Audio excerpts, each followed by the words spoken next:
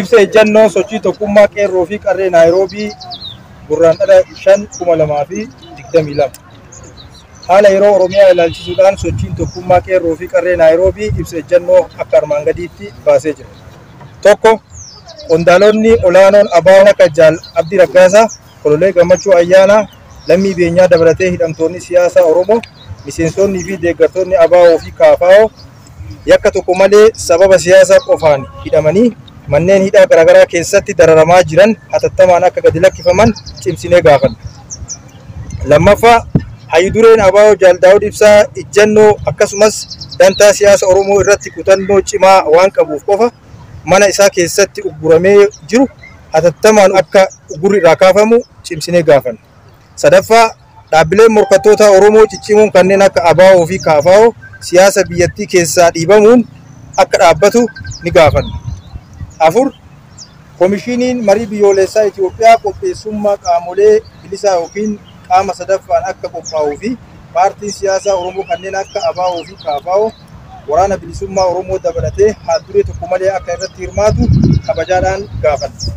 Shanaffaa, weerarri lafaa fi duulli qindaa'aan finxaaleeyyii Amaaraatiin godinaalee akka Wallagga Bahaa, Horroo Guduruu Wallaggaa, Shawaa Lixaa fi Shawaa Bahaa keessatti raawwatamaa jiru hatattamaan akka dhaabbatuu fi qaamoleen duula duguuggaa sanyii fi mancaatii qabeenyaa uummata keenya irratti raawwatan seeratti akka dhiyaatan cimsinee gaafanna. Jaha, lammiileen Oromoo birmannaa tokkollee dhabanii manneen hidhaa Saawudii garaagaraa keessatti waggaa tokko walakkaa oliif dararamaa jiran baay'een isaanii kan baay'ee nu yaaddeessuu fi qaamoleen dhimmi kun ilaalu hundinuu hatattamaan furmaata akka laataniif cimsinee gaafanna.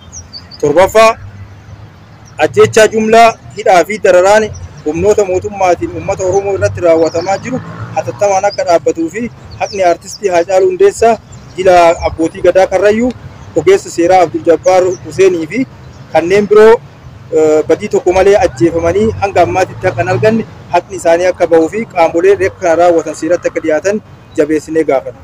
8, sirna nama nyaataa uummata Oromoo jumlaadhaan lafarraa duguugaa jiruu fi kufaatii siyaasaa biyya sana keessatti dhufe dandamachiisuuf waraanni bilisummaa Oromoo diina kuffisee kufaa jiru cinaa dhaabbachuun aarsaa barbaachisu ni kafalla. Ibsa ejjannoo garee sochii tokkummaa fi qeerroo fi qarree Naayiroobii gurraandhala 5,2022 Keeniyaa Naayiroobii. Lakkaa'aman barbadeessuudhaan qabeenya isaanii akkasumas jalaa qabuudhaan uummanni kun akka inni badheedhatti faca'ee hafu miidhaan guddaan qindoominaan hojjetamaa jira. Inni kun hatattamaan akka nurraa dhaabatu gaafachuudha jechuudha. Kanaaf kanarratti namni yaada qabdan dabareedhaan as baatanii daqiiqaa lama yaada keessan waan Ayyee galatooma nuti Roma barsiisaan jedhe irratti mirga keenya gaafachuu baanee mirga namaa qeequudhaa miti. Dhaabbanni mirga namummaa biyyattii isaan keessa jiru jechuudha Itoophiyaa keessa jiru abbaa gadaa naannoo Karrayyuu akka qaama mootummaatiin ajjechaan sun raawwate bilisa baasanii jiranii. Kanaafuu addunyaan waan kana laaltee uummanni Oromoos waan kana laalee ajjechaan abbootii gadaa irratti raawwatame qaama mootummaa ta'uun eega beekame booda mootummaan akka mootummatti mootummoota nu dhiyaatee akka ajjechaan abbaa gadaa kun nuuf bahu nu akka Oromootti gaafanna. Lammaffaa wanta ammaan tana biyya keessatti ta'aa jiru tokko finxaaleeyyii Amaaraatiin namoonni Oromoo qabeenyi Oromoo guutamee biyya keessa seenanii faanoon qaama shororkeessaadhaan waggaa 27 qaama gaafatameedha. Amma yeroo kanatti ammoo mootummaadhaan hidhatee uummata Oromoo kallattiidhaan qaama ajjeesaa jiru. Wallagga keessa seenanii naannoo Shawaa keessa seenanii babal'isanii lafarra nama buqqisuun qabeenya saamuudhaan ajjechaa raawwatuun dhaadannoon biraas jira. Akkuma argitamu naannoo isaanii naannoo Amaaraatiin jechuu gabbahanii akka namni tokko Amaarti tokko nurraa duutetti Oromoo 100 bakka sanitti ajjeesuun waan kan hin raawwanna jechaan gabbahanii dubbatanii jiru jechuudha. Kanaafuu wanta ammaan tana deemaa jiru biyya keessatti Oromoon abbaa lafaa ta'ee osoo jiru, Oromoon abbaa qabiyyee osoo ta'ee jiru, ergamaa ta'ee hirkataa ta'ee jiraataa jira. Wanti kun kallattiidhaan nurraa dhaabbachuu qaba.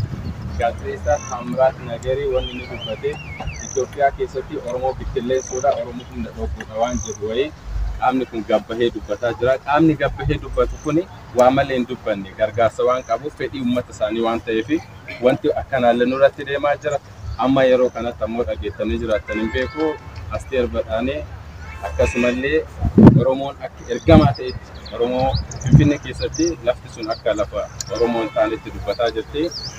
Afaan Amaaraatiin dubbataa turte ታወረናል እየተወረረን ከፓርኪንግ ጀምሮ እስከ ዘበኛ ድረስ ኦሮሞ ነው እያስተዳደረን ያለው ወዴት አላችሁ ኤስ ጅርቱ ከአቅ ኡመት አንጀቱ ጀቹ ኡመት ከነበለሳ ከለቲ አንጀቱ ረካቴ አማን ኑረት ደማ ጅራ ኦሮሞ ዋን ከነረት ቤኬ ደመቄ ኦሮሞን ተቆጣይ ኦሮሞ አፋን ተከቀባ አዳ ተከቀባ ኦሮሞ ወንት አዳኑባስ ሂጅሩ ከለቲ ዳን ጎሳን ቀን ወንት አዳኑፋ ሂጅሩ ኦሮሞን አቆሮሞት ወልቤኩ ወልቀበቹ ወሊጣበቹን ድቃም ኦሮሞ ማት kanamale ammo injifanno ንጅሩ kanamale bilisummaa ንጅሩ waggaan jaarra nugorra nurra haa dhaabbatu du'u nurra haa dhaabbatu duuti nugaa waliin haa dhaabbannu waliif haa dirmannu waliin haa kaanu ummata Saudi Arabiyaa keessa jiran mootummaan Abiy harka 55 Saudi Arabiyaa deemee jira diroona deemee liqeedhaan diroona fudhatee ummata keenya fixaa jira deengaddallee deemee jira garuu ummata kanaaf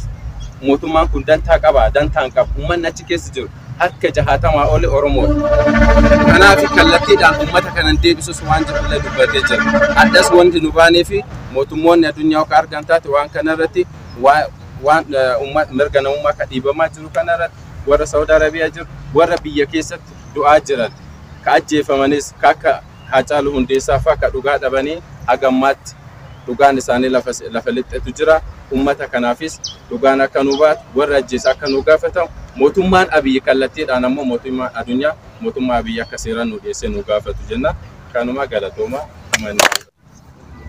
Okay galatooma duraan afaan nu keessaniif ani waan biraa jechuun fedhu waanuma sabni kiyya keessa jiru xiqqisho dubbachuu fedha sanumaa tositti fuula keessan dhaabe galatooma callaa kana naaf nu gaafatu. Akkuma beekamu amma namni cuftinu numa argaa ijoolleen tayyisu darbata kana taa'aa jirti. Uummanni keenya biyya keessa jiruleen akka nama biyya isaan jirree rakkataa jira. Kanaaf sagalee taanaa annee bakka tana dhaabbanne nu hundinuu akkuma jirrutti galatooma.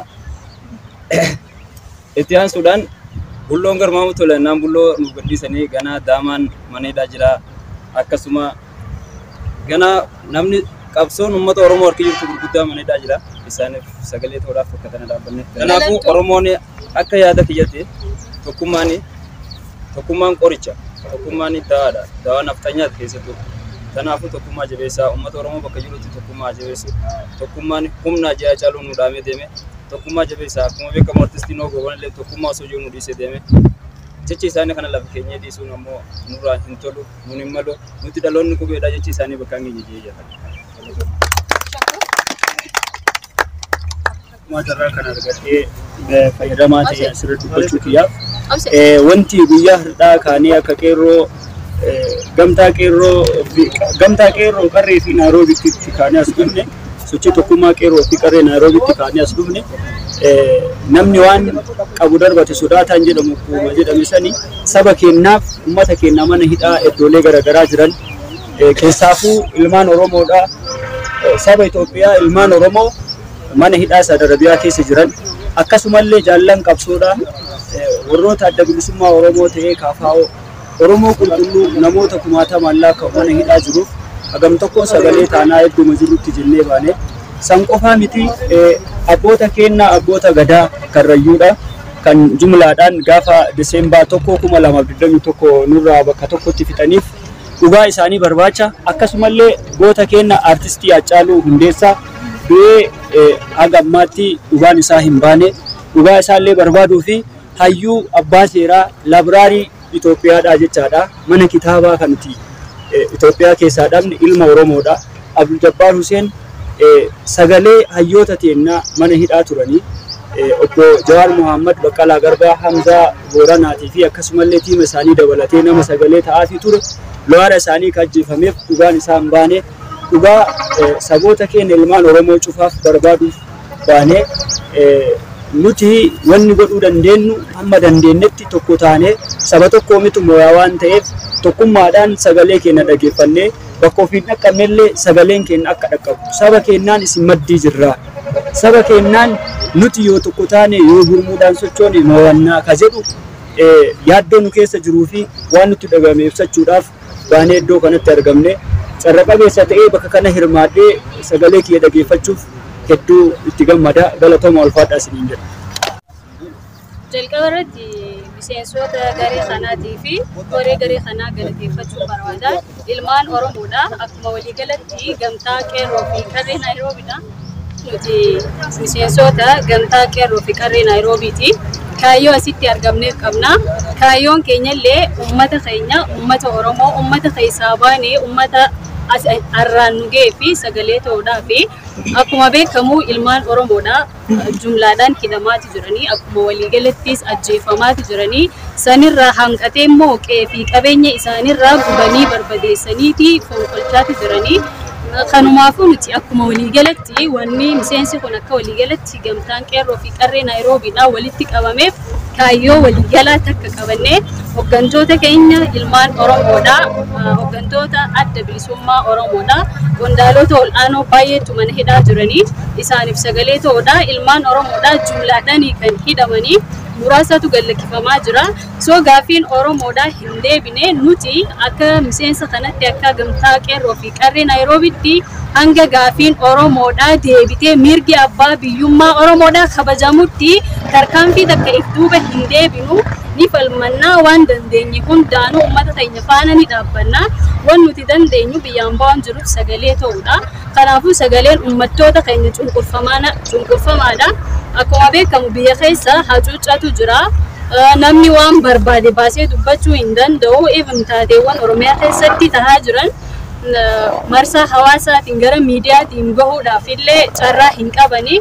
Nuti isaan bakka buunee akkuma waliigalatti sagalee waliigala Oromoodhaa taanee uummata keenya bakka buunee wanta nurraa eegamu hunda dubbachuudhaaf eega akkuma beekamu akkuma durarra jechaa ture Jawaar Mohaammed dabalatee namoonni 22 kan galmee Jawaar Mohaammed jalatti himatamanii turan gallakkifamuu isaanii ni yaadanna.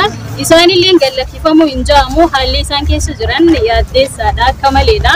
Eegdonni isaanii haga guyyaa har'aan kanatti hidhannoo isaanii hin deebinee fi ummanni Oromoodha warreen hidhatti hafanis warreen hidharraa bahanis quba qabaachuu qaba. Siyaasni Oromoodha gara lama jira ammallee gari ilmaan Oromoodha tokkummaan hin jiru warra bosonaatti jaakaan warra hidhatti hafe jaakaan immoo warra hidharraa bahe.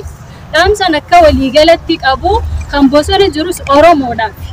Kan hidhaa jirus Oromoodhaa fi kan hidharraa bahes Oromoodhaa fi nu bakka bu'anii nuuf qabsaawanii nuti immoo akka waliigalatti tokko taanee adda wal qoqqoonnee adda facoo osoo hin taane akkuma waliigalattuu tokko taanee maal gochuu qabna kaleessa maaltu ture har'a maal goona moor boruu irratti xiyyeeffannee wantoota nurraa eegaman irratti xiyyeeffannee hojjennee galma barbaanne ga'uu ni dandeenya.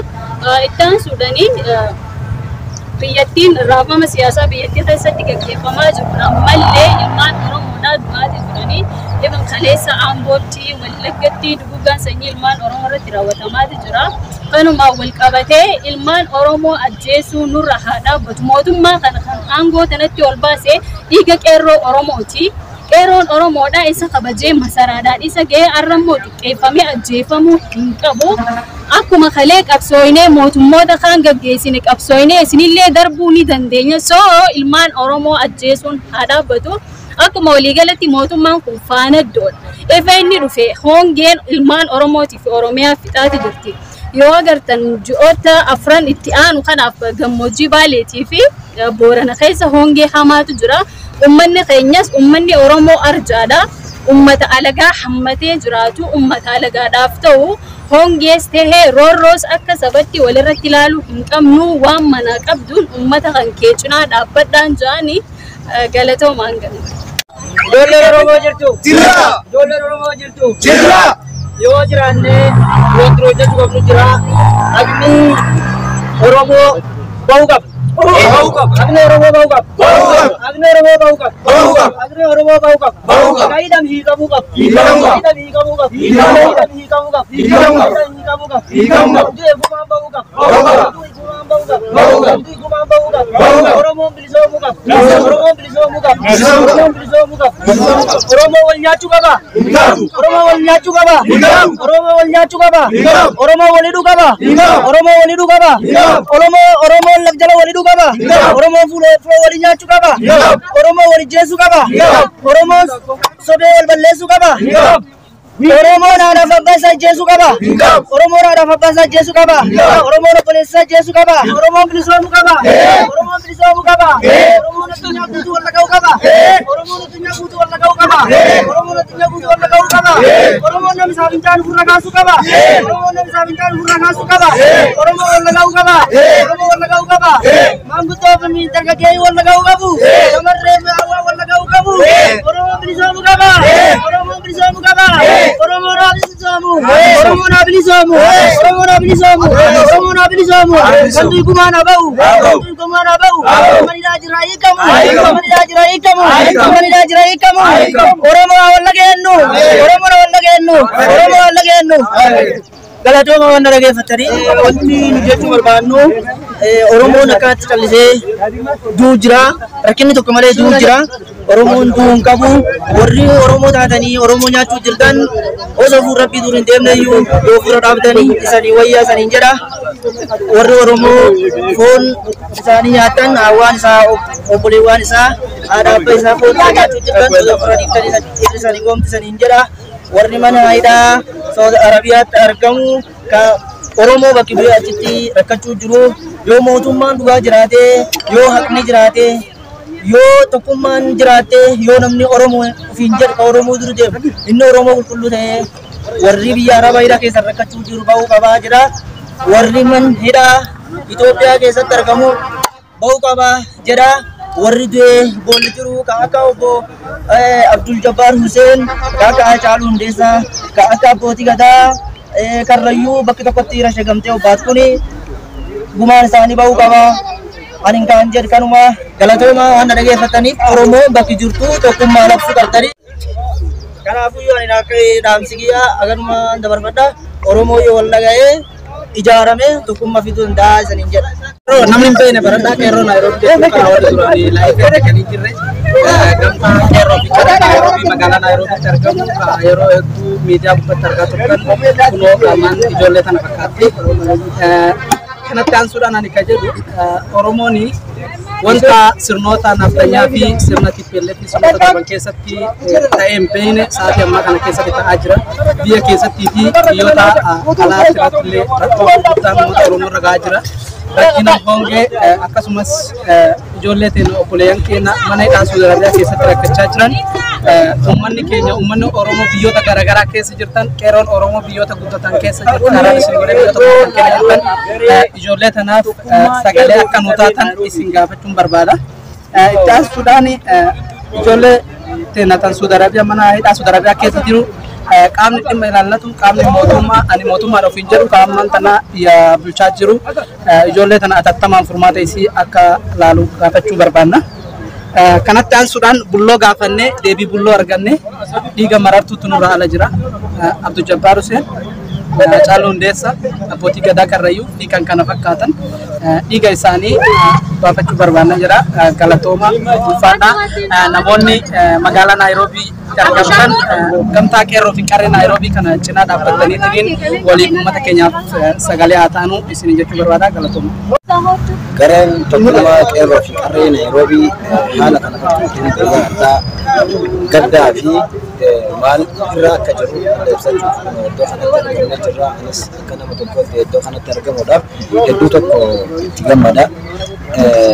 Wanneen ani irraa dubbachuu barbaadu jalqabarraa kunoo warra argitan kana ilma namaatiif lubbuun isaaniitiif lubbuun keenyas takkuma kaasiirraa ta'eetiin biyya bulchaa jirullee lubbuun isaa tanuma akkanaadhaan malee tan biraa hin qabu. Lubbuun nama hundaatu takka qaamni waan kana ilaallatu qaamni mana hidhaa keessatti uummata kana akkanatti ilaalaa jiru dhimmi ijoollee tanaa eenyumuu taanaan namni kamillee taanaan iddoo akkanaa irratti garaa walitti jabaachuun hin barbaachisu.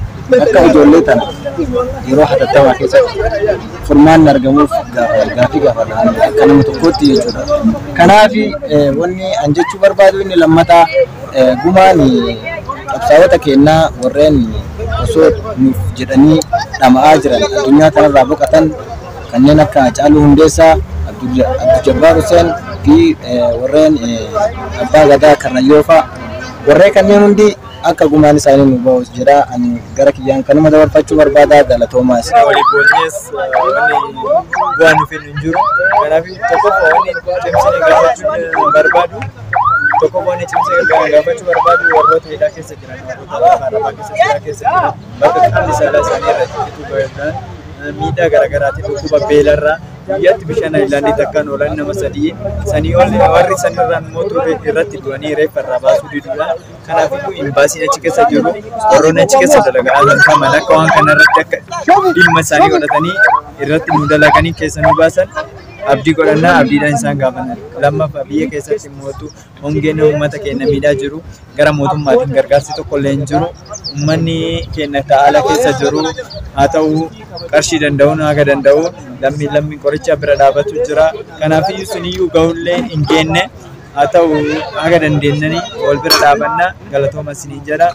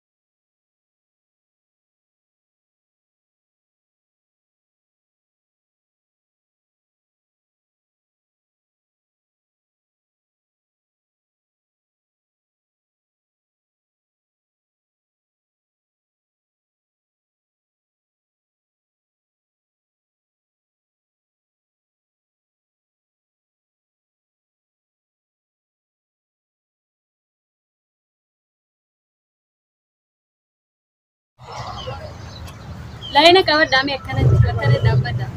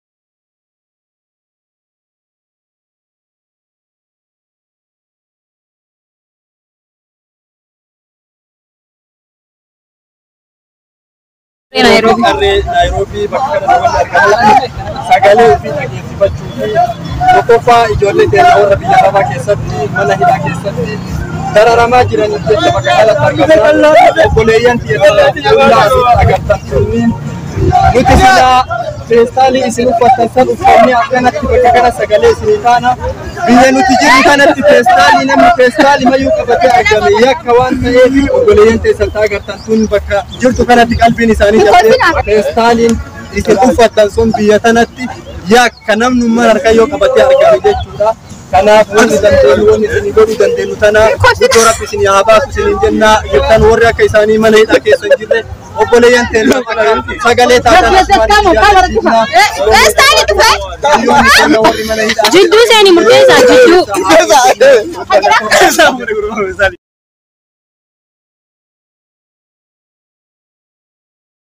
rakkoo ummata Oromoo harkisatti faddan biyyaa fi biyya alaa keessatti illee qunnamaa jiru ergaa keenya dabarfachuuf as argamna. Akka hin jirre godhanii mana hidhaa kaanii baasaa kaanii dabarsaa akka nama hin qabne akka nama irraan bahinii akka ummataaf hin qabsaa'inii osoo ummata guddaa qaban osoo saba guddaa qaban saabni kiyya hin xiqqaatin saabni kiyya osoo an jiru hin cabin hamileen hin cabin mirgi isaa hin cabin qabeenyi isaa hin saamamin jechuudhaaf nuuf jecha hidhamanii namaa gadi jiraatan akka gadi kamaniif warroonni ammootu sababa ummataa kanaa dubbataniif ajjeefaman kan akka Haacaaluu ka akka Abdul Jabbaar abbootii gadaa Karrayyuu kan nama gubu kan nama madeessu sa'aatii gayaa jira du'aaf qophaayaa isi ajjeefnaa qophaayaa jedhanii itti dhaadatanii haga sa'aatiin ga'u eegaa jedhanii namummaa keessaa ba'uun waa ilmi namaa namaan hin jenne waa ilmi namaa sabaa miti diinni hin jenne dargiilleen tana nuun jedhe jechaan dhageenne nuun jirru yeroo abboonni teenya nuti himne boolla qopheessanii boolla sanitti fidanii yeroo takkatti hidhanii itti fixan qawween yeroo takkatti hin jiran hadda geeroo ilmi Oromoo akkasittuu ilmi abbaa gadaa jennutti abbootii gadaa sa'aatii haganaa irratti hin dhumtani sa'aatii akkanaati isin fixaa jirra qophaa'aa jedhanii kan Maikin sochoosi qophaa'aa jedhanii kan fixan Haacaaluu osoo hin nyaatin osoo ofii hin kuufin osoo ofii hin jiraatin ummata kanaaf jecha halkan iyyee guyyaa iyyee osoo inni akkasi iyye sababa isaatiin achi gahanii isa ajjeesanii du'uu isaa irrallee ka ammallee haqa isaa dabsiisan fi ummata hidhanu ka akka qabsaa Daawud Ibsaa fa'a mana hidhanii fi warroota miseensota isaa hidhan kanneen mirga isa akka gannuudii isaanii marii haqaa akka adeemsifamu kan kana jedhu basi kenne galatoomaa ulfaadhaa jabaadhaa qabsoo itti fuufaa irraan dhaabannu haga yoomu bilisoomnutti tokko haa taanu jedha garuu tokko haa taanu tana fiixan baasuu hin dandeenye rabbi nu haa gargaaru jabaadhaa jedha.